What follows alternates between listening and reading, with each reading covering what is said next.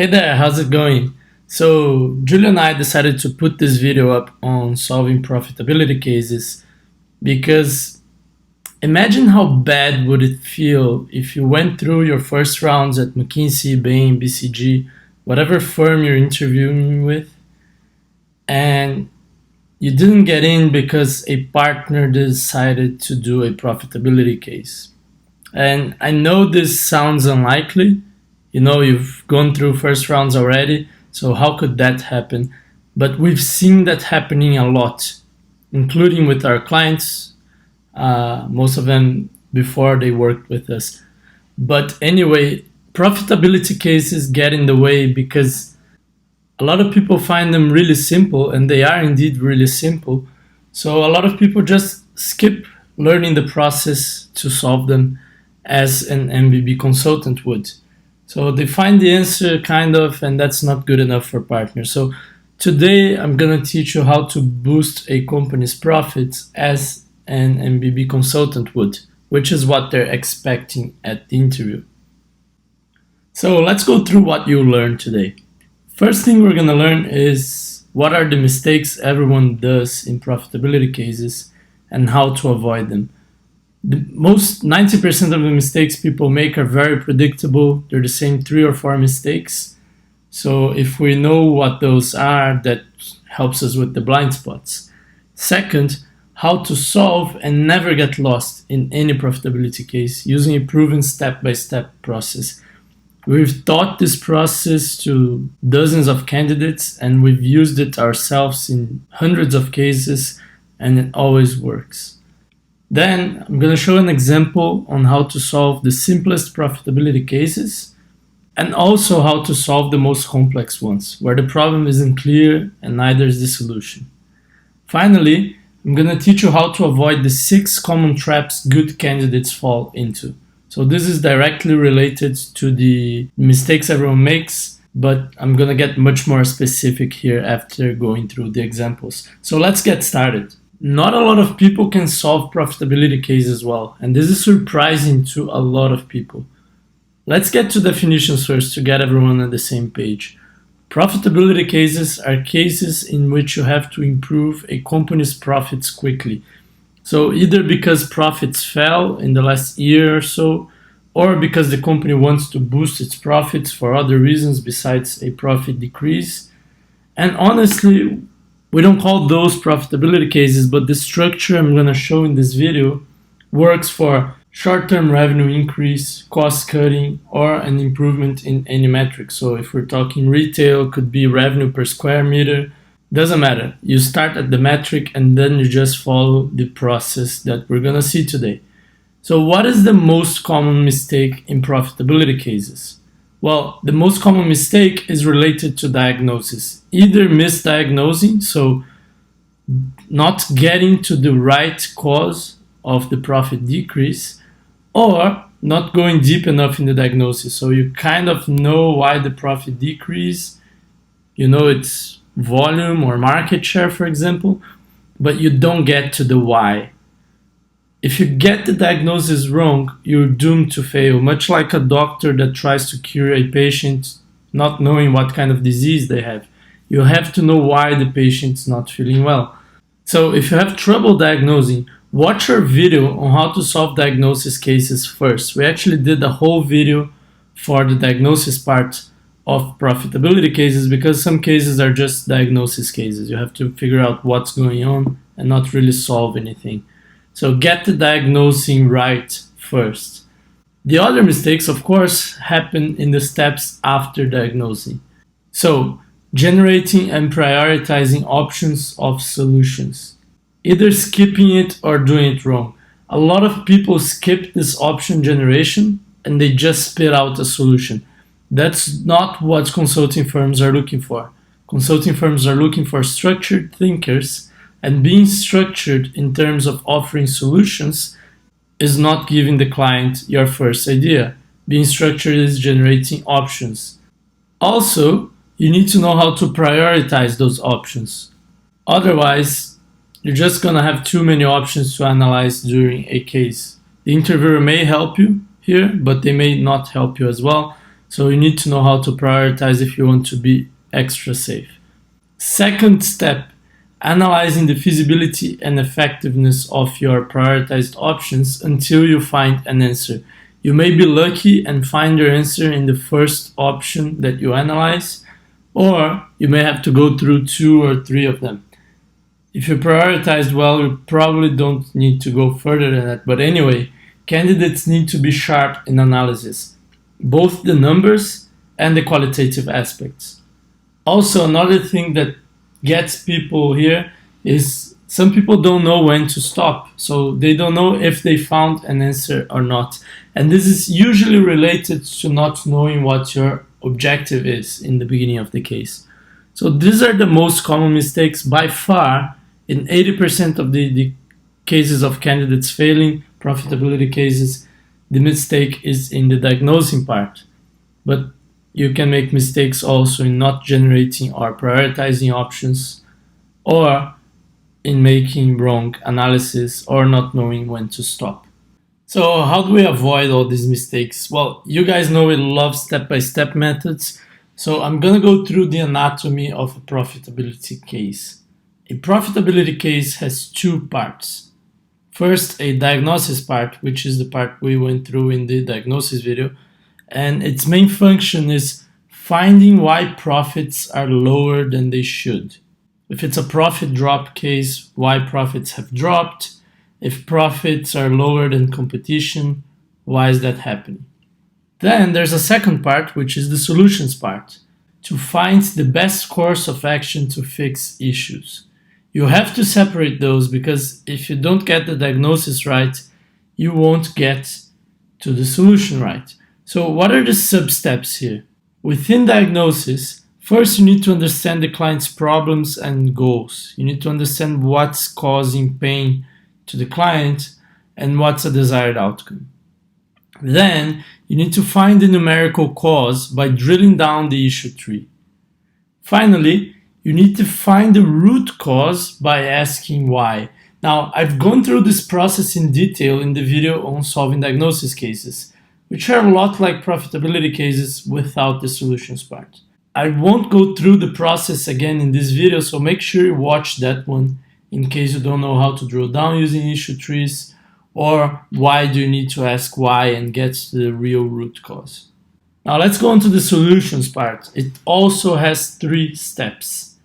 First, you need to generate options on what can be done. Remember, now you know the root cause, so next step is to generate options. A lot of people skip that. If you don't skip it, if you generate options in a structured way, you are already ahead of most candidates.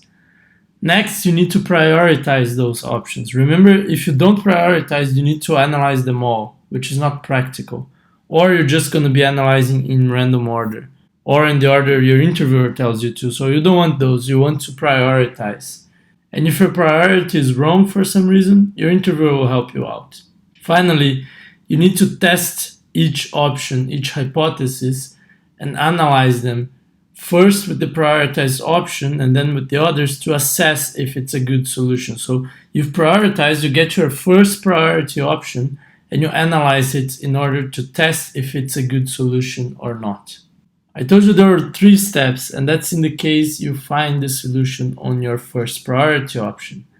But you may not. In this case, you need to reprioritize your options after what you find testing the first option.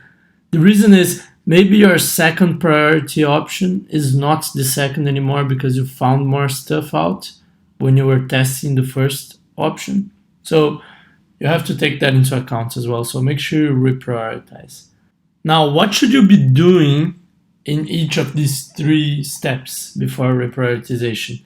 Well, in the generating of options, you should, besides thinking of options that address the root cause directly, which of course you should be doing, you should also think of options non-related to root causes. Because sometimes you can't solve the root cause. So for example, let's say the cause of low profits in an airline is that there's too much aircraft downtime because they're doing a lot of unusual routes and you can decrease downtime or change routes.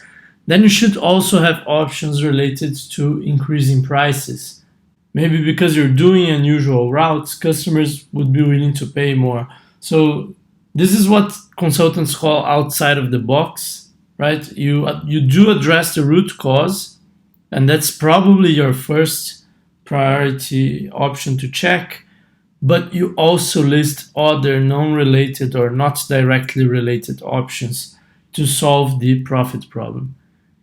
In terms of prioritization, you should be thinking impact, timing, and feasibility. So the solution should have enough impact to make material change towards the client's goals.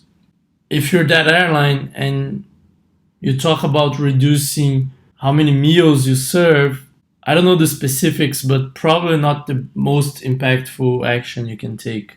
You should also consider the time to implement because it should fit the timing of the client's goals. So if the client wants to improve profits in 1 year and you offer a solution that's going to take 2 years to implement, shouldn't be a high priority one. Finally, the solution should be feasible. Of course, you should be able to do it, or in case your client should be able to do it.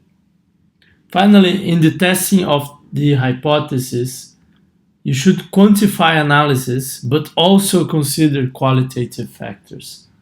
So, for example, maybe the best numerical solution for Nespresso to improve its sales would be to sell its product in every supermarket. But this might hurt customers' brand perception, and Nespresso is really sensitive to it. Maybe they're right, maybe not. You can question that, but you should take that into account. Now, if you do these three things in each of these steps, you're way ahead most candidates. Most candidates think of some options related to the root cause if they got the diagnosis part right. Most candidates can't prioritize well, and these three criteria help you prioritize way better than most people do. And most candidates just want to get to the final numerical result without considering other factors. Of course, numbers are important, but other qualitative factors are important as well. Now that we know how to solve a profitability case, let's go through a simple example. And let's start with the diagnosis part of it. After that, we'll move into the solutions part. Let's suppose a local laundry has seen profits turn into losses and they want to solve that. Now, the interviewer will tell me that this laundry is a family business at a university town, and that's the only context that they give to me. So what it asks now is, okay, so what were profits in the past and how much losses do they get now? Let's say they tell me that profits used to be $20,000 per month and now they're seeing a $8,000 loss per month. My next step would be to ask, well, do they have a target or is there any outcome that they're specifically looking for? And let's say the interviewer tells me that their target is to get back to at least $10,000 per month in profits as quickly as possible. So I asked this question of how much was the profit drop and what's the target to get some context. This will help us at the solutions part, but we already do it in diagnosis. Now, my next step is to ask, well, have revenues dropped or have fixed or variable costs gone up? These are the two components of profits, and I want to see if we have a revenue problem or a cost problem. And if a cost problem, what type of cost problem? Very basic, but very effective. Let's say interviewer tells me that revenues have dropped from $50,000 per month to $20,000 per month, and that fixed costs have stayed the same at $25,000 per month, and variable costs have dropped from $5,000 to $2,000 per month. Now, what I would tell the interviewer now is, okay, I see that we have a revenue problem and our variable costs have dropped in proportion to revenues, which seems like this would be a quantity problem, but I want to see if number of sales have dropped or if the ticket per sale has dropped. We probably didn't drop prices, otherwise variable costs wouldn't have dropped unless there was something else going on here. Let's say interviewer tells me that the number of sales have dropped. Because laundry is a almost recurring business, it's a loyalty type of business, I'd ask if number of customers have dropped or if sales per customer dropped. Let's say interviewer tells me that the problem is on number of customers. My next step would be to see if they're washing less or washing at home, or if they're using a competitor. Very good. Let's suppose the interviewer tells me, well, they're using a competitor. Now I've drilled down until the numerical answer. So here we're losing profits because we've lost revenues to a competitor. We've lost customers to a competitor. Now, the numerical answer is nice to have, but it doesn't solve all our problems, right? We need to know the root cause of this customer switch to a competitor. So now I'm going to ask some why questions, some qualitative questions to help us out. Which competitor did they switch to, and what do we know about them?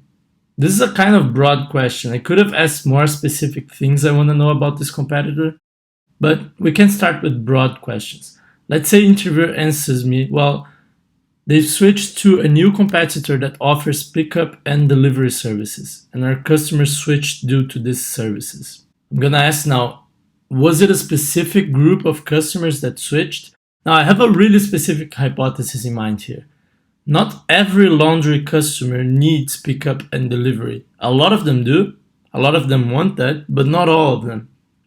So I'm trying to assess if there's a specific segment or a specific group of customers that switched. Let's say the interviewer tells me, yes, nearby students that don't have cars. Those are the guys that switched. Most people in the family segment still uses us.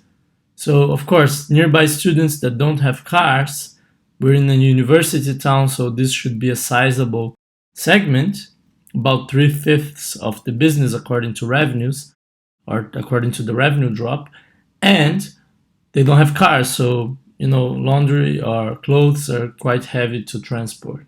So, but I'm kind of intrigued here. Why did the family segment still use this? So I'm gonna ask that. Why do they still use this? Delivery seems like a convenient thing. And then I get as an answer that most families haven't heard of the new service yet. My conclusion here would be, well, we've lost 3/5 of our revenues because we're not offering pickup and delivery, which is extremely important to students. And we're in a university town, so students should be a relevant segment. And we're at risk with the family segment. They haven't switched, but they haven't heard of the competitor yet. So they might switch. My guess would be that the competitor is only targeting students in his initial marketing campaign. These why questions are critical to know what's going on really. Imagine if we had stopped at, well, people are switching to a competitor. How would your solution look like? Probably something really generic, such as we can do a better service than them, or we can drop prices. Not very good solutions. Now we know specifically what the problem is. All these why questions that I've asked and that you should ask can and will be turned into brainstorming questions by your interviewers. So suppose you asked, well, which competitor and what do we know about them?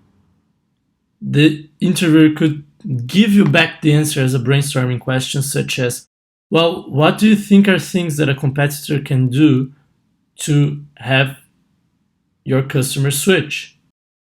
If you've asked, well, was that a specific group of customers that switched? An interviewer can ask, well, what do you think are customer segments for this business? And which ones are at higher risk of switching? And why do they still use us? An interviewer could ask, well, why do you think they still use us?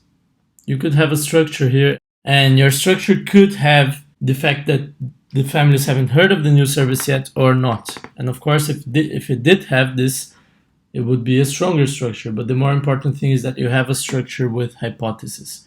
So this is the diagnosis of the case. This local laundry is losing profits because a new competitor with pickup and delivery service has come to the area. And this is really important to students. So students are switching to this new competitor. This is a synthesis of the diagnosis. Realize that in the synthesis, I didn't say, well, they lost profits because revenues dropped because number of sales dropped, because customers dropped. I'm not going through the whole process. I'm just going to the root cause. Okay, so we have a diagnosis now. Now we have to solve this laundry's problem. We have to know what to do to have them back to the profitability that they want, at least $10,000 per month. So let's do it. Let's jump into the solutions part of the local laundry case.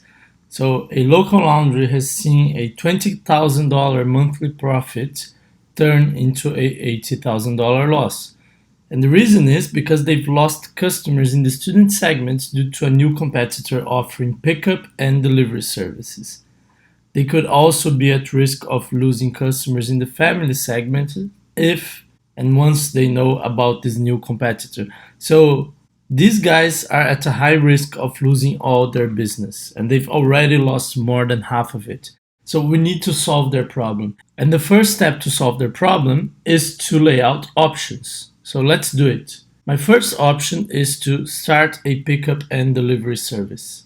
This is the first option that I have.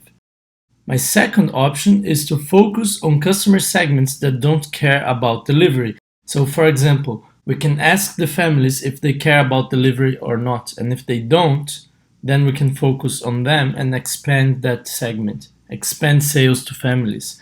We could also be after other types of customers, maybe hotels, although I'd guess that hotels do care about pickup and delivery. But anyway, we can find customer segments that don't care about it. Third option, cut fixed costs to adjust to new demand. So if we evaluate that the family segment isn't at risk, we can just cut down our fixed costs to adjust to this new demand. This could increase profits, although not as much as getting our customers back. Fourth option, improve other parts of the service and try to convince customers to come back. I think this one is really unlikely, but it could work. The reason I think this one is unlikely is that they've switched because delivery is important to them. So I can't think of anything else like cleaner clothes or faster service that matters more to them. Maybe price because they're students, but then you're not improving a lot your profitability problem by dropping prices, right? So I'd prioritize the first couple ones. Start a pickup and delivery service and try to get our customers back. And then second, focus on customer segments that don't care about delivery. And I'd start looking at the first one, because if we're better than our competitors in some other metric, turnaround times, prices, or simply cleaning quality, then once we start offering the customers what they need, they're probably going to come back to us. Now let me examine this list of options. I just did a random list, and that's okay. The ideas are good. They're to the point, and they will probably help us solve this local laundries problem. But the problem is we've brainstormed options without structure. So this is the problem of my list of options, and this is the problem of many lists of options that candidates make. They have no structure. So a simple structure here could be, well, we can solve this profitability problem by getting our customers back or by increasing revenues without getting the customers back. For example, looking for other customers or trying to sell more to current customers. Or we can get our profitability back by cutting costs. And all these ideas and many others could fit this structure. So always have structure. Now, let's see how would we test the first option of starting a pickup and delivery service. After you've laid out your options and prioritized them, you want to test the prioritized option. What I would do with this test is I'd ask 3 questions. First, how much would it cost to include pickup and delivery? There would be an extra cost for the customers we get back, but also to the customers that stayed and want this. Second, how much would customers pay for pickup and delivery, if at all? Maybe the other company isn't even giving them pickup and delivery, they're just offering pickup and delivery for a fee. And maybe this could be profitable, so we want to know how much they're paying or how much they would pay if we offer this. Third, Would customers switch back to being our customers if we started offering delivery? And what percentage of them? This will help us calculate if this measure makes sense at all or not. Now, 3 ways to test this is first, we can do estimation or data analysis for the first one. So to know how much would it cost, we can estimate or just get the data and analyze the cost. For the second one, how much would customers pay, we can benchmark competition. How much are they paying for it currently? And third, would customers switch back and what percentage of them? We can get information on how much customers like it or what they like or don't like about it. And when I say it, I mean the competition. So how much do they like the competition? What do they like about the competition? What do they don't like? And we can compare that to our business and see if we would perform better. If we do these 3 tests, we know if we should start a pickup and delivery service, and we'll know if this is gonna bring these local laundries profitability back to where they want it to be. Now, if this option doesn't work, we can just pick another option, such as focusing on customer segments that don't care about delivery, and then we can test that hypothesis, we can test that options. And we'll do that by breaking down to the questions that we need to answer to know if we should do that and if that solves the problem. And now the problem is basically solved. All you need to do is ask for the data and do the analysis. Now, of course, the next step in this case would be to actually run this analysis, ask for the data, process the numbers, do the calculations, and reach a conclusion. I won't go through it now because this is basic quantitative analysis that you need to do in every case. This is not specific for profitability cases. So I'll stop this case here and go on to a more complex example, because the goal of this video is for you to understand how to solve a profitability case, not how to solve quantitative analysis, and we have specific resources for that. If you feel unsure or unsafe when doing quantitative analysis, if you don't know how to do them well, then go after our resources on that specifically. And those work for quantitative analysis in profitability cases, in strategy cases, it doesn't matter. Okay, so this is how you solve a simple profitability case. You first diagnose what's going on, then you generate and prioritize options on what you can do to solve that problem, and then you test each option in order of priority until you reach an answer. Let's move on to a more complex example because things can get more complicated than this. So we have now a more complex example to show you how to use the same profitability technique when things aren't as clear as they were in the local laundry case, in the last case. So the more complex example is more complex, you're gonna see why, but basically because it's really hard to isolate what the issue is. When you have an issue that is easy to isolate, you know you're not doing pickup service for laundry, but your competitor is and you're losing customers because of that, it's really easy to fix. But in this case, things are not that clear. So let's start. Let's say a fasteners manufacturer, a company that manufactures screws, nuts, and bolts, they want to see a profit improvement of 20% in the next year. Naturally, I'm going to ask how much do they profit, and you should always ask that in a profit case, and the interviewer will tell you, well, they profit $100 million per year. So before moving on, I want to ask some contextual or clarifying questions. First, how did they get to the 20% target? This is something that I'd ask the interviewer. It seems random, and I want to see if it's random or not.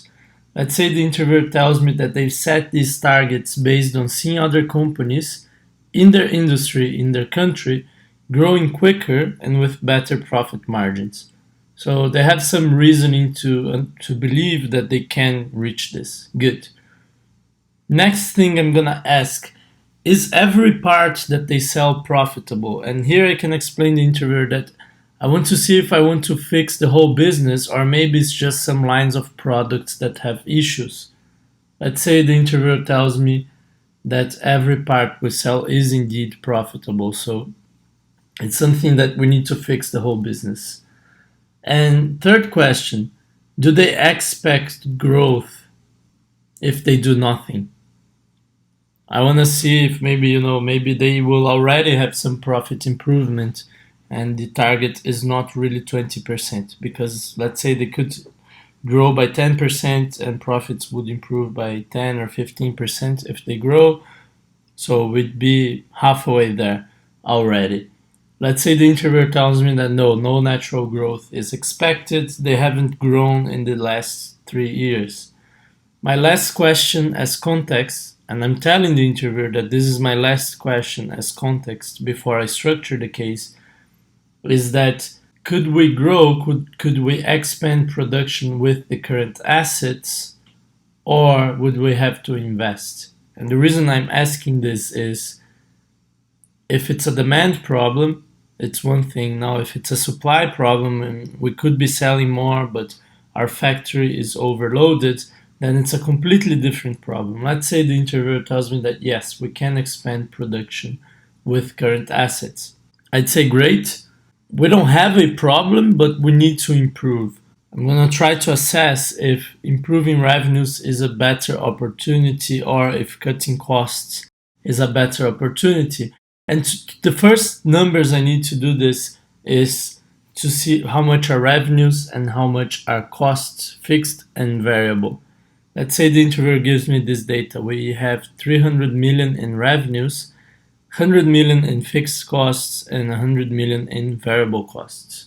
Very good. What I would tell the interviewer is we can either cut 20% of our fixed costs to get $20 more million in profit, or cut 20% on variable costs without losing revenues, or a 10% improvement on revenues.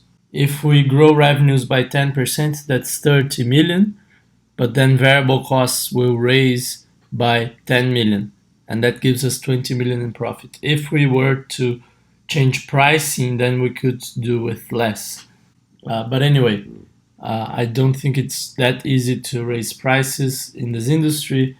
I assume it's commodity, but I'm just giving the interviewer this data just to show them that I care about prioritizing. So what I would do now is tell, okay, so let me start with revenues, and that's a bit arbitrary, but I want to understand the revenue structure and then the cost structure and ask a few questions about each driver of revenue and cost to help me prioritize, and then build some options on what we can do, and then I want to test those options to see which one is better to improve profits. So I'm actually saying this phrase to the interviewer. I'm going to check the drivers of revenue and costs, ask a few questions about each, then to prioritize them, and then lay out options to the prioritized drivers so we can see what we can do, and then I'm going to analyze each option.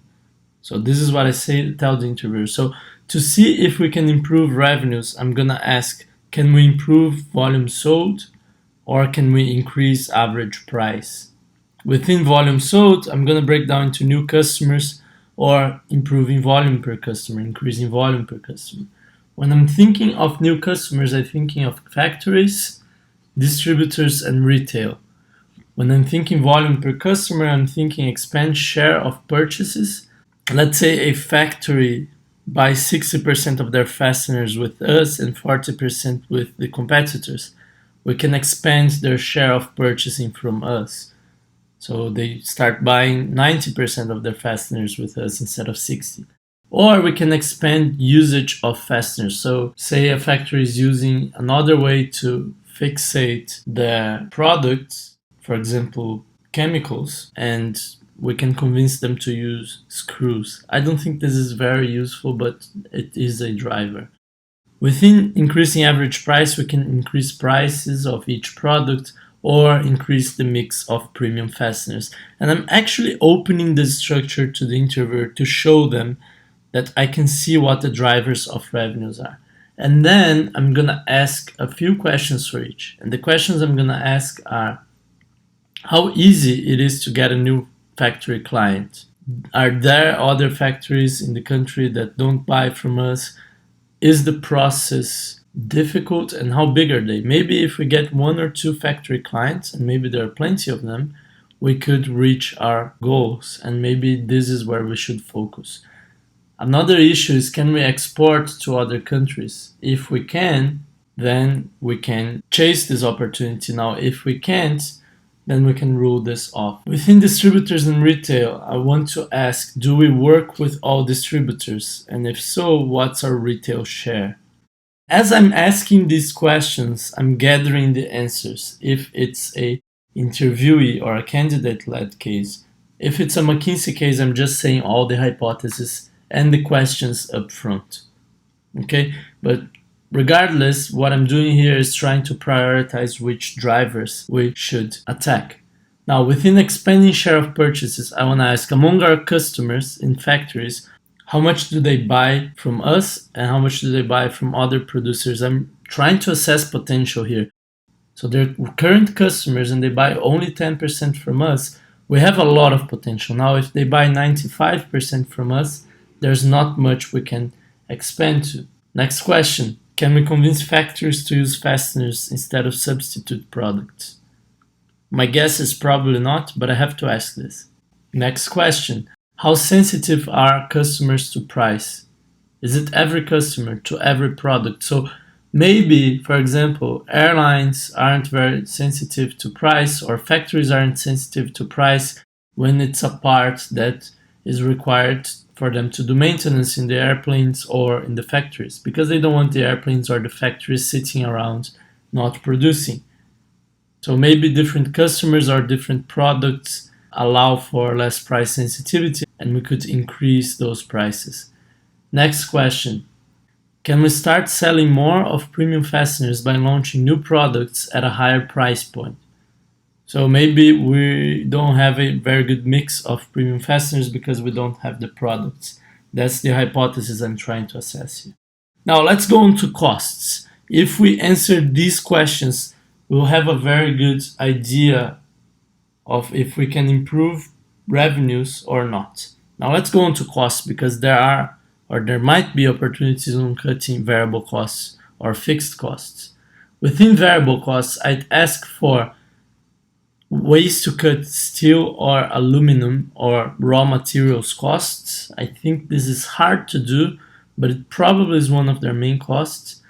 Then ways to cut energy costs down. I believe there might be a lot of energy involved in transforming steel or aluminum into fasteners. Then I guess there are finishing processes. So fasteners are really delicate, detailed pieces of metal.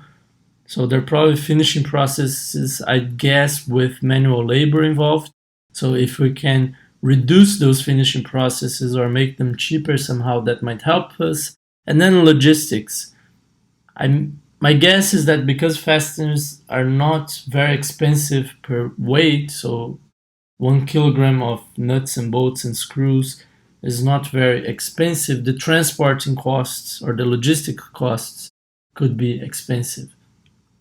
Fixed costs, I'm thinking of machinery, both the depreciation and maintenance. There's probably really expensive machinery to make fasteners. And then labor. Fixed labor could be factory labor or could be the management. To answer the variable cost questions, I'm asking, do we have benchmarks against other companies, of course fastener manufacturers, on these costs per unit or per weight sold? So per kilogram or per unit, how much do other companies spend on steel, aluminum, energy, finishing, logistics? If we're way off in terms of variable costs as a percentage of, I'd guess, weight of fasteners sold, then there may be opportunities here. Regarding fixed costs, do we have benchmarks against other companies, both absolute fixed costs as well as a percentage of revenues? And also, can we see the machinery and labor utilization rate? So if the utilization rates are very low, we can either reduce fixed costs, for example, sell half of our machinery or fire people, or there's more reason to find ways to grow this business because it's a fixed cost heavy business. These are the questions that I'd ask and realize, because the problem is not I have a symptom of low profits or I have a symptom of low revenues, but the problem is I want to improve profits. We can't find the one thing that is the diagnostics, right? So compare if you go to the doctor and you have a fever and you want to get rid of the fever, the way the doctor should proceed is to find the cause of the fever and try to treat it. Now, if you go to the doctor because you have low energy levels and you want to improve or increase your energy levels, that's a more complex thing for the doctor to do. They might have to try a few things. They might have to try changing your diet, checking your hormones, changing your sleeping habits, your sleeping patterns. So they're doing all sorts of examinations and all sorts of questions, and they're trying different things until they find the reason why you can't increase your energy. So the same thing here. We can't really focus on the one solution that's going to solve the problem, because there is no one problem. The problem is they wish they were better. So we have to test a few things and ask things related to revenue and cost drivers to prioritize. So as a doctor would say, well, do you sleep well and do you sleep enough? And if you answer yes, they're probably not going to probe into sleeping. But if they ask, well, what kind of diets do you have? And you have a really bad diet, they're going to dig deeper into that. So same thing here. We want to see if they have enough customers, if they have the right customers, if they're selling enough per customer, if they're pricing well, and if their cost structure is good enough, or is right, or reasonable at least. And then we're going to focus on the areas where we think they could be doing better. So different from the other example, because you can't really focus the case to one thing, but you can eliminate things that are not the problem. This is our goal with the diagnosis, eliminating things that are not the problem. And we're still not sure if we know what the problem is, because we have to test the options afterwards, which is the next step. So let's go into that. Let's say I got the data for the questions, or I had discussions with the interviewer for the questions that I asked in the previous part, in the diagnosis part. And with those discussions, with those pieces of information, I got to 4 types of things our client can do, and then specific options for each. So first, they could be selling more volume to improve profits by 20%. Second, they could move up market. Third, they could reduce maintenance costs.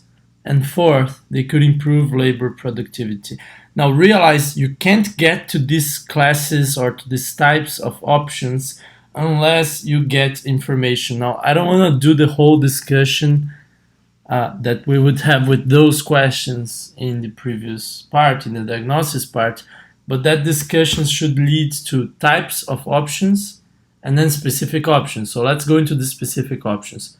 To sell more volume, our client can get a specific auto manufacturer as a client. So let's say there is one big car manufacturer in this country and our client doesn't sell to them yet. So this could be an option. Second, they can increase share of retail by improving presence and packaging.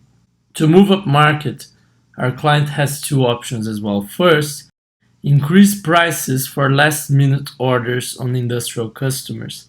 So remember when I was saying that maybe factories don't care too much about prices when it's maintenance. Let's say we've identified that maintenance orders are last minute orders, so we can increase prices on those. Second, we can start to produce fasteners for the luxury furniture industry. Let's say this is a potential market that we don't explore yet. To reduce maintenance costs, we can do smarter maintenance to prevent problems, and we can renegotiate maintenance costs with our suppliers of maintenance. And to improve labor productivity, we can improve the manufacturing processes to reduce employee downtime. So realize these options are not arbitrary. Maybe, probably, you don't know why these specific options are here, and that's because I cut a whole part of the case, which is discussing those questions that we've asked in the diagnosis part, because that's too time consuming.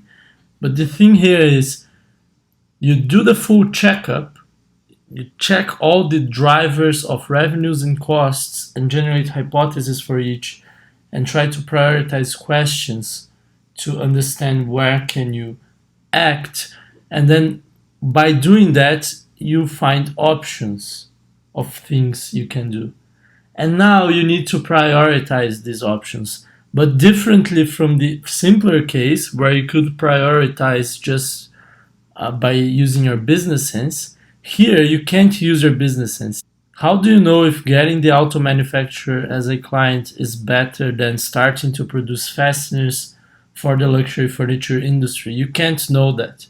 So what you do is you tell the interviewer, now I have some questions to prioritize among these options. First, how much does this auto manufacturer buy? Notice I'm trying to find what's the potential to sell. If they buy $500 million in fasteners every year, then this is a great opportunity, because if we only capture a small share of their purchasing, we already beat our target. Now, if they buy $5 million in fasteners, it's a big client, it's difficult to get. Even if we sell 100% of their needs, which is unlikely, we're still halfway through our goal, so probably a lesser priority option. Another question to prioritize: how much or how big is the retail market? What's our share and what's the largest player's share? So again, I'm trying to find potential. How much do we sell as last minute orders on industrial clients? What price premium could we get? Notice how we're looking for potential here. What's the size of fasteners for the luxury furniture industry in this country, presumably? I'm trying to look for potential. How much do we spend on maintenance? How much do problems due to poor maintenance cost? If we spend less than $1 million in maintenance, that's probably not how we're going to solve our problem. If we spend 50 million, it might be.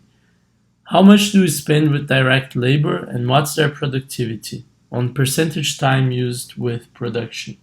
So I'm trying to prioritize, and I'm trying to prioritize by measuring the potential of each option in terms of profit increase. Now, a few things I want to talk about. First, notice how this is a full checkup. If this company was a medical patient, this is a full checkup of their situation. It's not a very precise examination of one aspect because they're having a fever, but rather they have low energy as a patient, and you have to do a full checkup. There's no clear specific symptom, so the solution touches many more issues. You need to do the whole checkup with this patient, or you need to examine the whole business of this company. Second, I had several hypotheses that I quickly tested during drill down, but all hypotheses of options come from the data. So in the diagnosis part, I had hypotheses out of my mind. So I just raised hypotheses based on my business sense to each driver.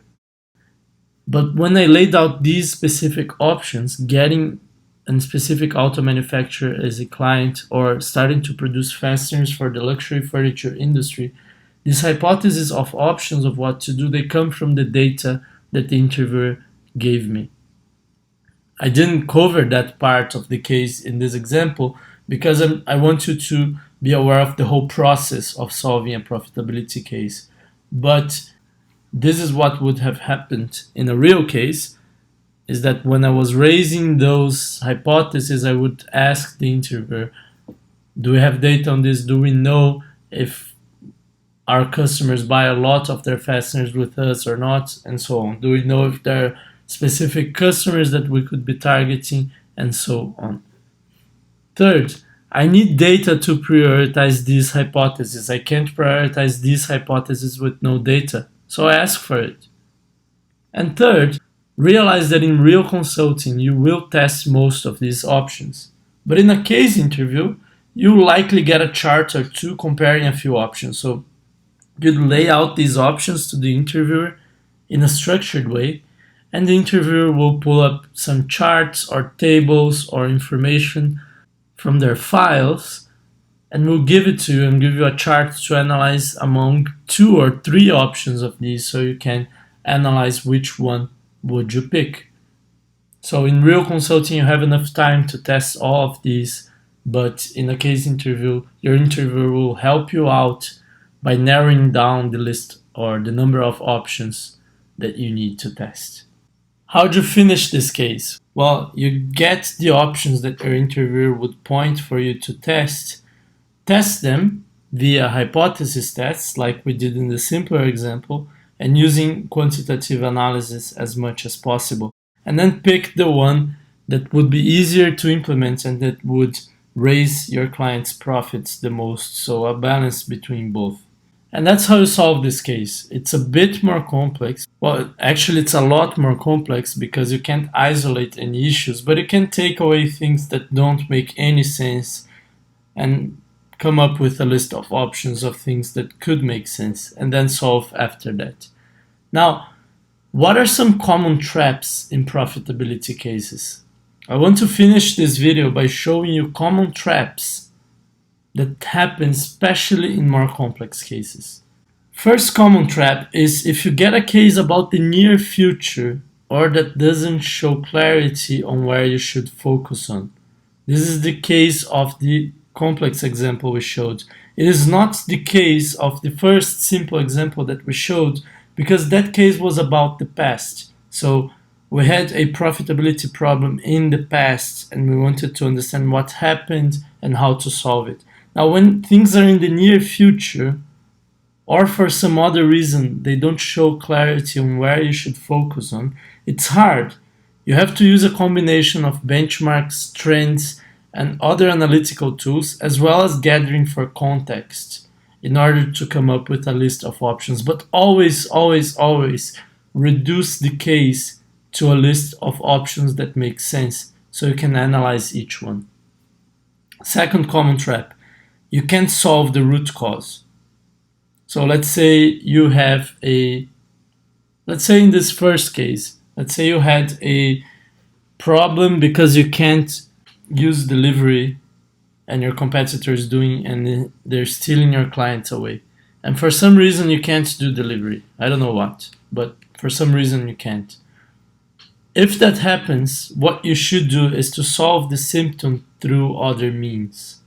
So let's say you're a doctor and a patient comes with a fever and for some reason you can't solve the root cause. There's no medicine for that specific virus that's causing the fever. What do you do? Well, you solve the symptoms, right? You solve the fever. And that's actually what most doctors do with fevers, because the body can take care of the root causes, in most fevers at least. So if you can't solve the root cause, you solve for the symptom through other means. This is a trap because a lot of people will try to solve the root cause first, which is right. But if they can't do it, they'll just stop and feel powerless and they'll just give up the case. But you could, if you're losing profits because, I don't know, your raw materials costs are going up and you can't solve that, you can cut costs elsewhere, or you can raise prices perhaps, or even increase volume. Because the symptom is what the client cares. They care about profits falling. If you can solve the root cause, great. If you can't, well, just solve the profit problem. Third common trap, the options aren't clear. In some cases, it's really hard to lay out what the options are. If that's the case, spend some time brainstorming options. Ask for time. 2-3 minutes, it doesn't matter. The thing that you can't do is to ignore options and just go straight to the solution. If you do that, you're doomed, because it's unlikely that your first solution is going to be the solution to the problem. And even if it is, your interviewer will think you were lucky. So lay out your options, even if they aren't clear. Take some time to lay out a list, a structured list of options before moving on. Fourth common trap, you can't recognize the case type because the metric isn't profits. So I taught this technique as a technique to solve a profitability case. But realize you can do this for any short-term problem in a metric. So if revenues were down, you use the same technique. You diagnose why revenues are down, then you lay out options, then you prioritize the options, and then you test each one in order of priority. If the problem is a company has its best employees leaving the company, again, you diagnose why that's happening, then you lay out options on how to fix it, prioritize the options, analyze the options, and pick one. If the problem is number of people with cancer in a country is going up and the Minister of Health wants to fix that, same thing. Diagnose why that's happening, lay out options, prioritize the options on what to do, and finally analyze which one makes most sense. So the problem here, the trap, is a lot of people can do this technique when it's profits down or revenues down or costs up, but you can use it for any short-term problem in the past or in the future if the problem happens in a metric, because when it's in a metric you can diagnose numerically what's going on. Why short-term? Well, this leads us to the fifth common trap, which is using this technique in a long-term strategy case. For example, how to improve profits in the long term. What's the problem here? Well, there's no symptom to diagnose, right? You can't even break down the numbers. In the complex example we showed before this common traps part of the presentation, we showed that there was no symptom, but because we were looking to the future in the short term, we had numbers, we had revenues, and we had costs, and we could break those down and understand the situation nowadays to see where the potential lies. But if it's long-term strategy, say 10, 20, 30 years from now, the numbers that you see today won't even make sense. You can look at them, but realize you won't get benchmarks or any other number comparisons for the far future. So if it's long-term, if it's strategy, and I'm making the two terms equivalent here, if it's long-term strategy, you need to use a different technique, and you look to more contextual things. So look out for how we teach how to solve strategy cases, long-term cases, but you need a conceptual framework. Okay, you can't diagnose long-term strategy because there's nothing to diagnose. And because there's nothing to diagnose, this technique to solve profitability cases won't work if the question is how to improve profits in the long term. So if you have a case which is how to improve profits in the long term, avoid using revenue minus costs. That's really, really shallow. Common trap 6. There are two different causes for the problem, or the same cause affects two or more different variables. If this happens, focus on the big items first. Okay, if you chase two rabbits, you catch none. So just to give examples here, let's say profits are down because revenues are down and costs are up. Well, which one has a higher effect? Is it the drop in revenues or the increase in costs? Go for that one first. If after you finish it, it's, let's say revenues are the biggest effect, go for revenues first and try to understand why that's happened, why revenues have dropped. If by examining revenues you can't figure out why costs have gone up, then after you've understood why revenues have dropped, then and only then try to understand why costs have gone up. Often the same cause affects two or more different variables, and if that's the case, when you examine one variable, for example revenues, you're going to understand why that cause affected the increase in costs. But sometimes there are two different causes for the same problem, and you have to examine both revenues and costs and find a solution for each one or for both at once. This is quite rare, but it does happen. So sometimes your costs are increasing and your price has decreased, and you have to understand why each thing happened. Could be the same cause, could be different causes, but then you have to fix the whole problem. And it's not very different from, a medical patient that has 2 or 3 different diseases and the symptoms overlap and you have to treat both diseases at once. That happens to doctors, and the way doctors deal with it is that they diagnose one disease first, then the other, and then they find a treatment for each disease that won't make the other disease worse. And that's exactly what you should do here. You have to fix the cost problem, then the price problem, and the way you fix costs cannot make prices worse, and vice versa. So these are common traps. Beware of them. And if you ever fail a profitability case after you've mastered this technique of diagnosing first, then laying out options, prioritizing options, and analyzing each option to choose what to do, if you still fail, go back to these 6 common traps, and the reason you failed will likely be here. From here on, don't just absorb theory, go practice instead to acquire this skill. If you want to print out these 6 steps, or the diagnosis steps and then the solution steps to profitability cases, and go do some profitability cases with other candidates, with coaches, I don't care. But go practice this and make sure you internalize everything so you can always do it in a step-by-step process, deliberately explaining to the interviewer everything you do step by step. And you'll do really well in this type of case, which I'd guess is between 40 and 50% of the cases that you get in real case interviews. So a lot of the cases are profitability cases in some way or another, or short-term cases in general. And if you follow these steps, you're going to be able to boost a company's profits or any other metric as an MBB consultant would, which is what your interviewers are looking for. So make sure you practice this. I hope this was useful, and I'll see you on the next one. Thank you. Bye-bye.